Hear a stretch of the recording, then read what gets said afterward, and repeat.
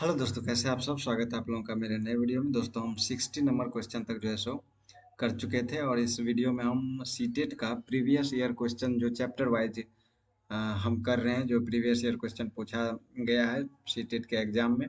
तो 60 क्वेश्चन तक हम कर चुके थे और आज हम 61 नंबर क्वेश्चन से करने वाले हैं। तो अगर आप लोगों ने वीडियो को पिछला वीडियो अगर आप लोगों ने नहीं देखा है तो उसका लिंक आप लोगों को डिस्क्रिप्शन बॉक्स में मिल जाएगा, वहाँ से जाकर आप पिछला वीडियो देख लीजिए।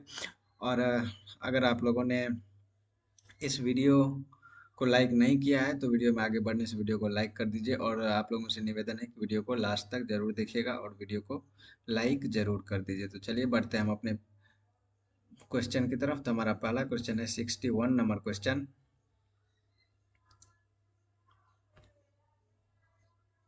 61 नंबर क्वेश्चन है कि एक माँ ने देखा कि उसका एक जुड़वा दूसरे की तुलना में चलना सीखने में अधिक तेजी से प्रगति कर रहा है। तो सीखने में इस भिन्नता के विकास का कौन सा सिद्धांत जुड़ा है। एक माँ ने देखा कि उसका जो जुड़वा बच्चा है उसमें से एक जो है सो दूसरे की तुलना में चलना जो है सो सीखने में अधिक तेजी से प्रगति कर रहा है, वह जल्दी चलना सीख रहा है और दूसरा जो है सो उससे कम गति से सीख रहा है। तो सीखने की इस भिन्नता का विकास का कौन सा संबंध सिद्धांत जो है सो यह दर्शाता है इस भिन्नता को। तो इसका सही आंसर क्या हो जाएगा। व्यक्तियों में विकास सिर से पैर तक होता है, या फिर हर किसी में विकास चरण दर चरण आगे बढ़ता है, या अलग अलग व्यक्तियों में विकास अलग अलग गति से होता है, या फिर हर किसी में विकास सामान्य से विशिष्ट की ओर बढ़ता है। तो इनमें से इसका सही आंसर हो जाएगा ऑप्शन नंबर सी, इसका सही आंसर इसमें से हो जाएगा। तो चलिए बढ़ते हैं हम अपने अगले क्वेश्चन की तरफ। तो हमारा अगला क्वेश्चन होगा 62 नंबर क्वेश्चन।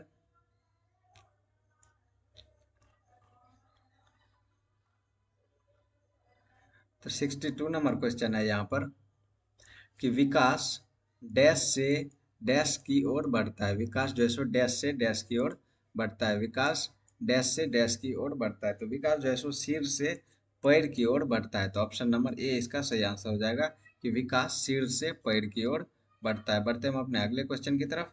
तो हमारा अगला क्वेश्चन है 63 नंबर क्वेश्चन कि निम्नलिखित में से कौन सा विकास का सिद्धांत नहीं है। इनमें से कौन सा जो है सो विकास का सिद्धांत नहीं है। तो विकास आनुवंशिकता एवं पर्यावरण दोनों के द्वारा प्रभावित होता है। तो यह जो है सो बिल्कुल सही है।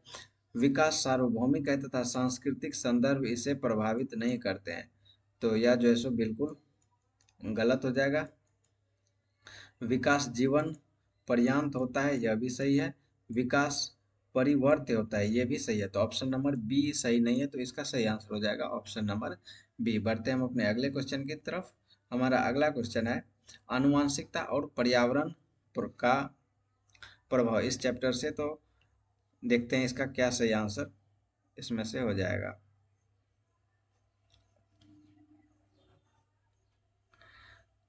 64 नंबर क्वेश्चन है कि आनुवांशिकता पूरी तरह से एक व्यक्ति के डैश का निर्धारण करती है। तो आनुवांशिकता जो है सो पूरी तरह से व्यक्ति में किस किस चीज का निर्धारण करती है।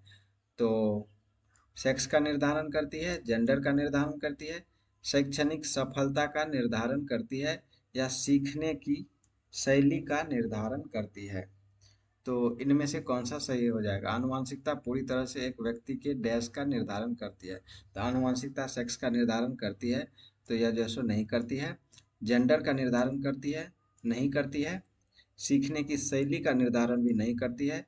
शैक्षणिक सफलता इसका निर्धारण कुछ हद तक करती है। तो ऑप्शन नंबर सी जो है सो सॉरी, शैक्षणिक सफलता का निर्धारण भी नहीं करती है, लेकिन जेंडर का निर्धारण करती है। जेंडर का निर्धारण जो है सो आनुवांशिकता जेंडर का निर्धारण जरूर करती है। तो ऑप्शन नंबर दो सही है, ऑप्शन दो सही है। तो इसका सही आंसर हो जाएगा ऑप्शन नंबर सी। बढ़ते हम अपने अगले क्वेश्चन की तरफ। तो अगला क्वेश्चन है 65 नंबर क्वेश्चन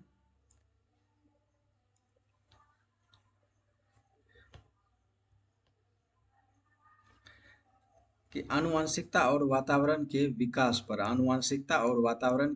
पर प्रभाव के संदर्भ में निम्न में से कौन सा कथन सही है। आनुवांशिकता और वातावरण के विकास के विकास पर, आनुवंशिकता और वातावरण के विकास पर प्रभाव के संदर्भ में निम्नलिखित में से कौन सा कथन सही है? इनमें से कौन सा कथन जो है सो सही हो जाएगा, तो वो पूछा जा रहा है।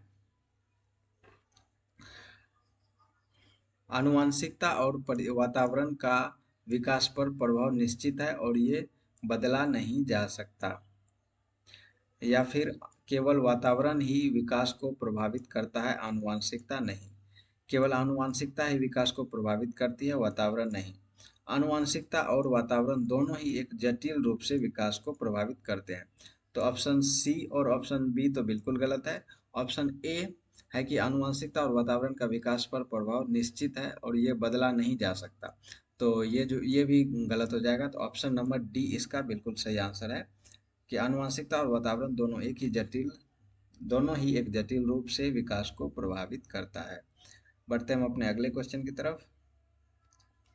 तो हमारा अगला क्वेश्चन है 66 नंबर क्वेश्चन कि किसी व्यक्ति की आनुवंशिकता से संबंधित कारक और वातावरणीय परिवेश से संबंधित स्रोत।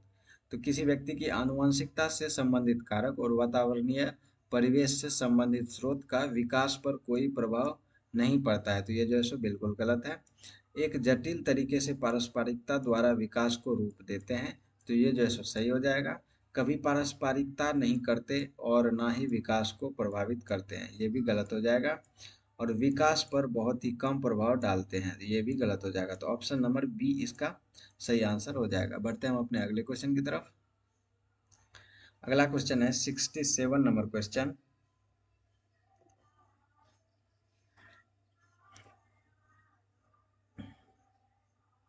सिक्सटी सेवन नंबर क्वेश्चन है कि जैविकीय डैश योग्यताएं जैसे कि चलना डैश के माध्यम से हासिल हो सकती है।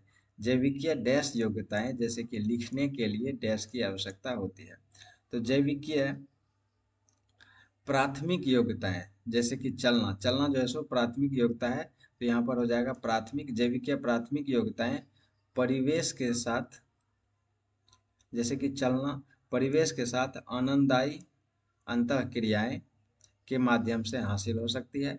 और जैविकीय द्वितीयक योग्यताएं जैसे कि लिखने के लिए स्पष्ट अनुदेशन की आवश्यकता होती है। तो ऑप्शन नंबर ए इसका सही आंसर हो जाएगा।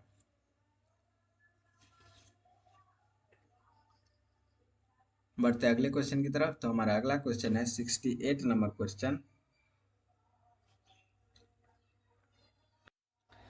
अगला क्वेश्चन है निम्न में से कौन सा विकास को प्रभावित करने वाला वातावरणीय कारक है? वंशाणु परिपक्वता, आनुवंशिकता या फिर विद्यालय। तो इनमें से वातावरणीय कारक कौन सा है? तो ऑप्शन नंबर डी इसका सही आंसर है। विद्यालय जो है सो वातावरणीय कारक है जो विकास को प्रभावित करता है। बढ़ते हम अपने अगले क्वेश्चन की तरफ 69 नंबर क्वेश्चन। तो 69 नंबर क्वेश्चन है कि विकास प्रकृति एवं पालन पोषण के डैश का परिणाम है। विकास प्रकृति एवं पालन पोषण के अंतःक्रिया का परिणाम है। तो ऑप्शन नंबर सी इसका सही आंसर हो जाएगा कि विकास प्रकृति एवं पालन पोषण के अंतःक्रिया का परिणाम है। बढ़ते अगले क्वेश्चन की तरफ। अगला क्वेश्चन है 70 नंबर क्वेश्चन कि निम्न में से कौन सा आनुवांशिक कारक है जो विकास को प्रभावित करता है? इनमें से कौन सा आनुवांशिक कारक है जो विकास को प्रभावित करता है? सामाजिक नीतियां, शैक्षणिक संस्थाएं, सांस्कृतिक प्रथाएं या जैविक परिपक्वता। तो इनमें से कौन सा आनुवांशिक कारक है जो विकास को प्रभावित करता है? तो जैविक परिपक्वता इसका सही आंसर हो जाएगा, ऑप्शन नंबर सी। बढ़ते अगले क्वेश्चन की तरफ। तो अगला क्वेश्चन है कि निम्न में से कौन सा केवल वंशानुगत कारकों से निर्धारित होता है? इनमें से कौन सा केवल वंशानुगत कारकों से निर्धारित होता है? आंखों का रंग, रुचि, समझ का स्तर या भावनात्मक परिपक्वता। तो आंखों का रंग जो है सो वंशानुगत कारकों से निर्धारित होता है। तो ऑप्शन नंबर ए इसका सही आंसर हो जाएगा। बढ़ते अगले क्वेश्चन की तरफ। तो अगला क्वेश्चन है 72 नंबर क्वेश्चन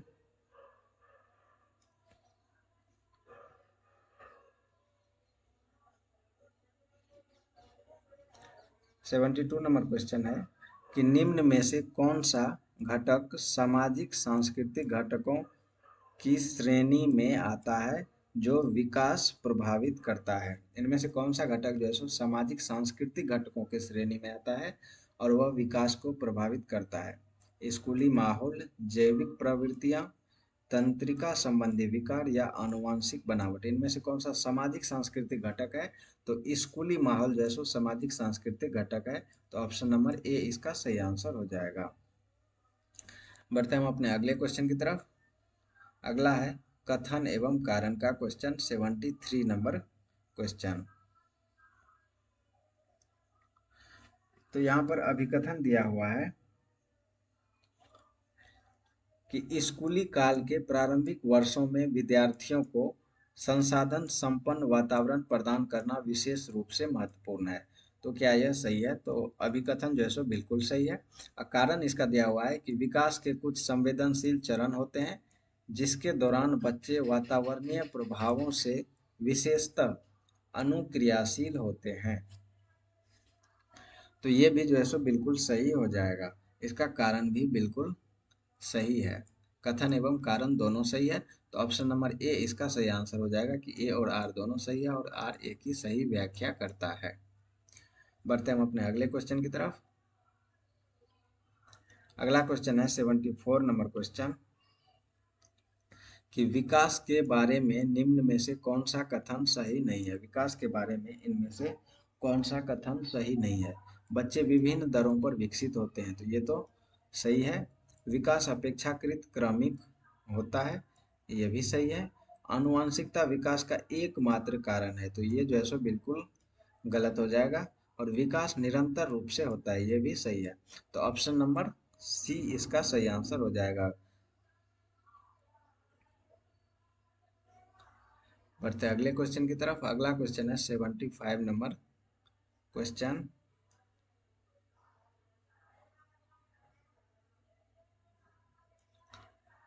कि बच्चों में प्रतिभाशालिता डैश के कारण हो सकती है। बच्चों में प्रतिभाशालिता किसके कारण हो सकती है? तो आनुवंशिकता और वातावरण के बीच अंतःक्रिया के कारण हो सकती है, या एक संसाधन समृद्ध वातावरण के कारण हो सकती है, या सफल माता पिता के कारण हो सकती है, या अनुशासित दिनचर्या के कारण हो सकती है। तो बच्चों में प्रतिभाशालिता जो है सो इसका कारण इनमें से क्या हो सकता है? तो आनुवांशिकता और वातावरण के बीच अंतःक्रिया के कारण हो सकती है। तो इसका सही आंसर हो जाएगा ऑप्शन नंबर ए। अगला क्वेश्चन है 76 नंबर क्वेश्चन कि आनुवांशिकता और पर्यावरण की भूमिका के बारे में निम्नलिखित में से कौन सा कथन सत्य है? आनुवांशिकता और पर्यावरण की भूमिका के बारे में इनमें से कौन सा कथन सत्य है? विकास के कुछ पहलू आनुवांशिकता और कुछ अन्य पर्यावरण से अधिक प्रभावित होते हैं। तो विकास के कुछ पहलू जो है सो आनुवांशिकता से प्रभावित होते हैं और कुछ अन्य पर्यावरण से अधिक प्रभावित होते हैं। तो यह जो है सो बिल्कुल सही कथन है। तो यही इसका सही आंसर हो जाएगा ऑप्शन नंबर ए। आगे कोई भी ऑप्शन देखने की जरूरत ही नहीं है क्योंकि पहला ही ऑप्शन सही है। बढ़ते अगले क्वेश्चन की तरफ। तो अगला क्वेश्चन जो है सो अब एक अगले अध्याय से शुरू हुआ है। तो यहाँ क्वेश्चन है कि शैशवावस्था में समाजीकरण की डैश संस्थाएं प्रमुख रूप से महत्वपूर्ण है। तो शैशवावस्था में समाजीकरण की कौन सी संस्थाएं महत्वपूर्ण होती है? तो शैशवावस्था में जो है सो माध्यमिक महत्वपूर्ण होती है, तो माध्यमिक दो ऑप्शन में है। उसके बाद है जबकि प्रारंभिक बाल्यावस्था में समाजीकरण की संस्थाएं डैश संस्थाएं भी महत्वपूर्ण हो जाती है। तो शैशवावस्था में तो समाजीकरण की माध्यमिक संस्था प्रमुख होती है, जबकि प्रारंभिक बाल्यावस्था में तृतीयक समाजीकरण की संस्था महत्वपूर्ण हो जाती है। तो ऑप्शन नंबर ए इसका सही आंसर हो जाएगा। बढ़ते हैं अगले क्वेश्चन की तरफ। तो हमारा अगला क्वेश्चन है 78 नंबर क्वेश्चन।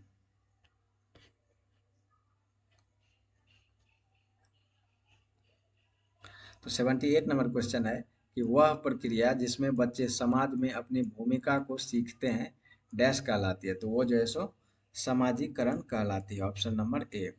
वह प्रक्रिया जिसमें बच्चे समाज में अपनी भूमिका को सीखते हैं वह क्या कहलाता है? तो वह समाजीकरण कहलाता है। अगला क्वेश्चन है, समाजीकरण की प्रथम संस्था है। समाजीकरण की प्रथम संस्था क्या है? तो समाजीकरण जो है सो वह हमारे परिवार से शुरू होती है। तो इसका सही आंसर है ऑप्शन नंबर ए। समाजीकरण की प्रथम संस्था हम परिवार को कहते हैं, क्योंकि परिवार से ही समाजीकरण शुरू होती है। अगला क्वेश्चन है कथन एवं कारण का। तो यहाँ पर अभिकथन दिया हुआ है। तो अभिकथन है कि बच्चे का समाजीकरण सर्वप्रथम परिवार में उसके माता पिता द्वारा होता है। तो अभिकथन तो बिल्कुल सही है। उसके बाद है कि परिवार बच्चों के समाजीकरण का प्राथमिक कारण है। तो परिवार बच्चों के समाजीकरण का प्राथमिक कारण है, तो ये भी बिल्कुल सही है। तो ऑप्शन ए इसका सही आंसर हो जाएगा कि ए और आर दोनों सही है और आर ए की सही व्याख्या करता है। बढ़ते हम अपने अगले क्वेश्चन की तरफ। तो हमारा अगला क्वेश्चन होगा 81 नंबर क्वेश्चन।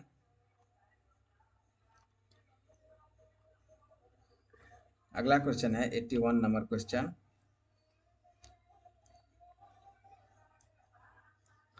कि छोटे बच्चों में समाजीकरण का डैश प्राथमिक कारक या संस्था है और डैश द्वितीयक कारक या संस्था है। तो छोटे बच्चों में समाजीकरण का प्राथमिक कारक या संस्था क्या होता है? तो वह जो है सो परिवार होता है।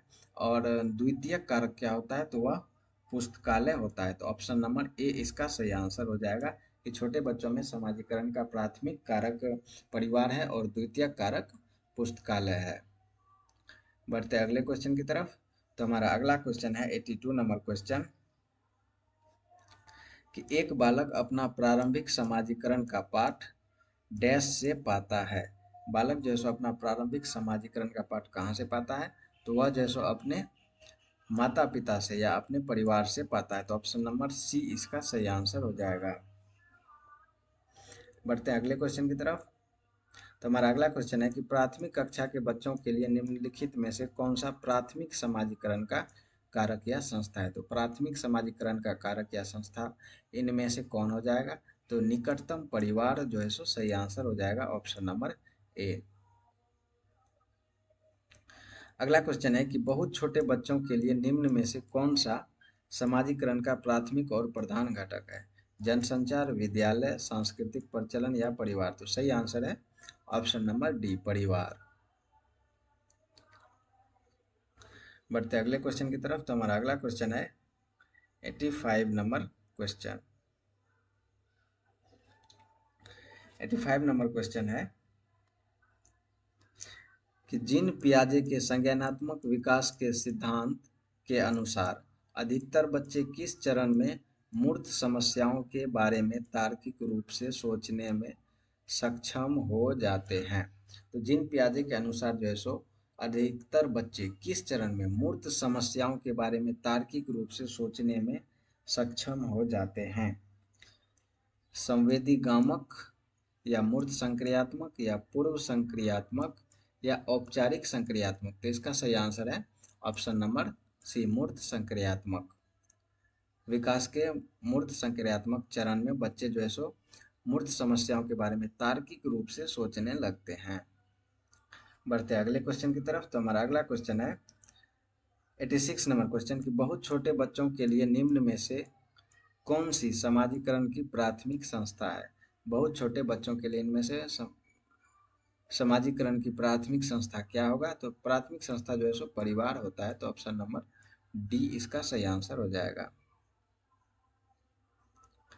अगला क्वेश्चन है 87 नंबर क्वेश्चन कि डैश समाजीकरण का एक प्राथमिक संस्था है जबकि डैश समाजीकरण का द्वितीयक संस्था है। तो प्राथमिक संस्था तो हम जानते हैं कि परिवार होता है और द्वितीय संस्था क्या होता है?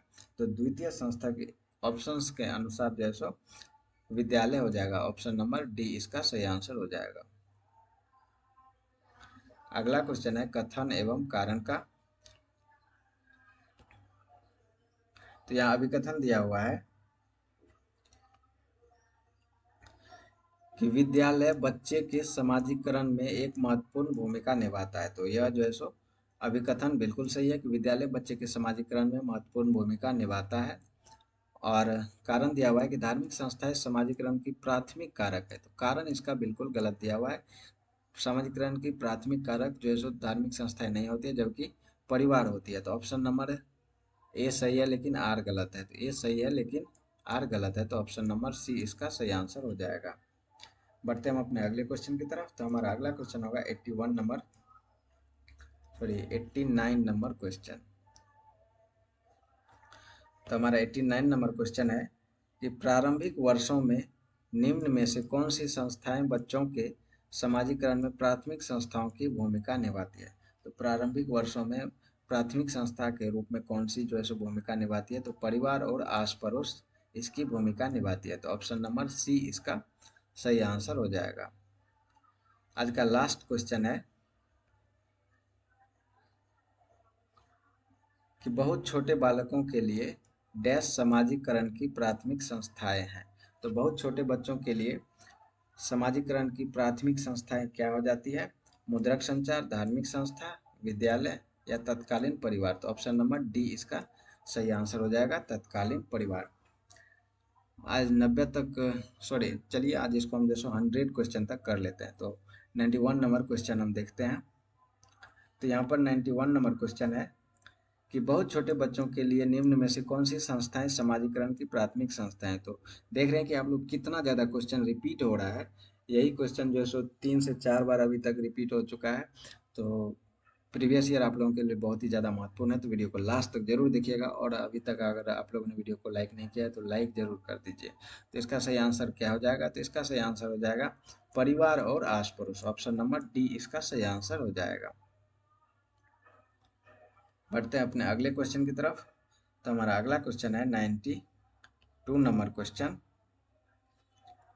कि डैश और डैश प्रारंभिक बाल्यावस्था के दौरान बच्चों के प्राथमिक समाजीकरण की संस्था है। इनमें से क्या प्राथमिक समाजीकरण की संस्था है प्रारंभिक बाल्यावस्था के दौरान। धार्मिक संस्थाएं और कानून, आस पड़ोस और सामाजिक नीतियां, प्रिंट मुद्रक मीडिया और विद्यालय, परिवार और आस पड़ोस। तो इसका सही आंसर हो जाएगा ऑप्शन नंबर डी, परिवार और आस पड़ोस।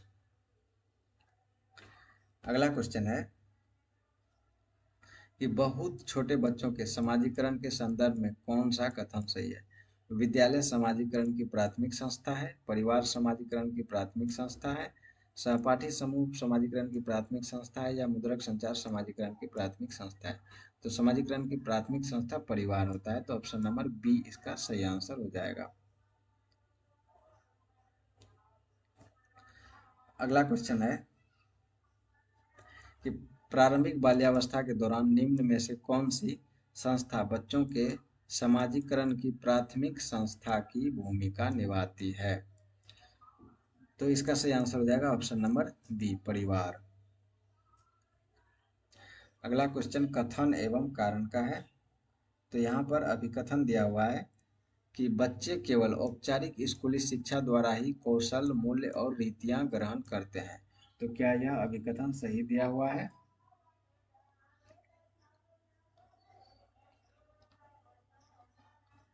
तो यह जैसा अभिकथन बिल्कुल गलत है। बच्चे केवल औपचारिक स्कूली शिक्षा द्वारा कौशल, मूल्य और रीतियां ग्रहण नहीं करते हैं।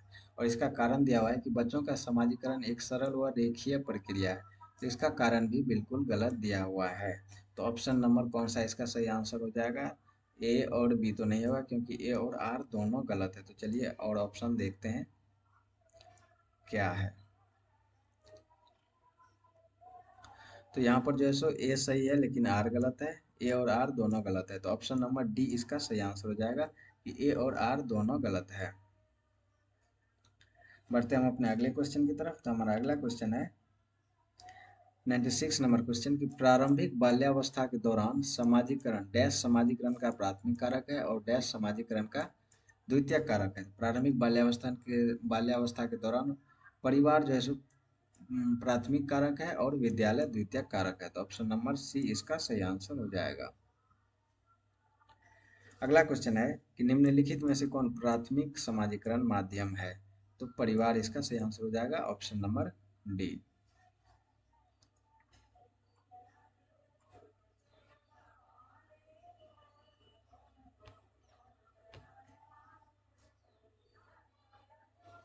अगला क्वेश्चन है, बच्चों के समाजीकरण के संदर्भ में निम्न में से कौन सा कथन सही है। तो बच्चों के समाजीकरण के संदर्भ में इनमें से कौन सा कथन सही है। तो समकक्षी समाजीकरण के प्राथमिक कारक है और परिवार समाजीकरण का द्वितीयक कारक है। तो यहीं पर जो है यह ऑप्शन गलत हो जाता है। परिवार एवं जनसंचार दोनों समाजीकरण के द्वितीयक कारक हैं, ये भी गलत है। विद्यालय समाजीकरण का एक द्वितीयक कारक है और परिवार समाजीकरण का प्राथमिक कारक है। तो ऑप्शन नंबर सी ही इसका सही आंसर हो जाएगा। अगला क्वेश्चन है, निम्नलिखित में से कौन सा द्वितीयक समाजीकरण एजेंसी का उदाहरण है। द्वितीय में क्या आ जाता है, तो विद्यालय आ जाता है, पुस्तकालय आ जाता है, मीडिया आ जाता है। तो ऑप्शन नंबर ए इसका सही आंसर हो जाएगा। और आज हम यहीं तक रखते हैं 99 तक। कल हम 100 नंबर क्वेश्चन से आगे करेंगे क्योंकि अगला चैप्टर शुरू हो रहा है। तो अगर आप लोगों ने वीडियो को लास्ट तक देखा है तो आप लोगों को बहुत बहुत थैंक यू। और अगर आप लोगों ने वीडियो को लाइक नहीं किया है तो वीडियो को लाइक कर दीजिए। मिलेंगे अगले वीडियो में। Thank you.